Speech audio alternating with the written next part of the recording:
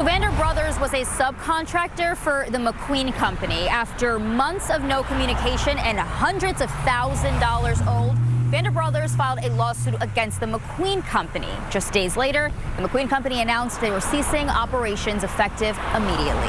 Vander had reached out to me a few months ago. He had mentioned that he had 2 separate contracts with McQueen, and at the time he was not being paid. So I reached out to McQueen, attempted to, get some kind of structured payments in for Vander, and ultimately they wouldn't even respond to me. And Pittsburgh's Action News 4 learned that multiple attempts to serve the McQueen Company with that lawsuit were unsuccessful until today. That lawsuit states that Vander Brothers had 2 separate contracts with the McQueen Company, but no payment had been received since November of 2025.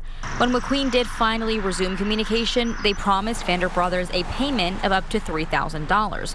But according to court documents, they owed up to $140,000 to Vander Brothers. That's without even looking into, potential other damages that my client has suffered. We also did learn that close to 20 other subcontractors have been impacted by the McQueen Company. One contractor who wished to remain anonymous tells us they're owed about $120,000. And that seems to be the case with close to 30 homeowners as well. But it's a homeowner who paid hundreds of thousands of dollars and did not receive the work that they had paid for. It came to my attention the week before the shutdown of McQueen Companies. Josh Lyons represents 2 homeowners who have had projects that were never finished under McQueen.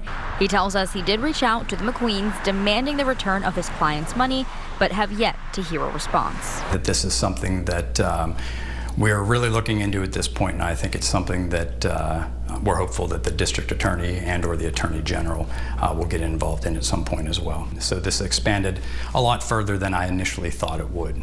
Now, we did reach out to the district attorney's office as well as the office of the attorney general multiple times to see if any charges are forthcoming, but we did not hear back. We also did reach out to the attorney representing the McQueens, but he said no comment. Covering Allegheny County tonight in Upper St. Clair, Yasmin Rodriguez, Pittsburgh's Action News 4.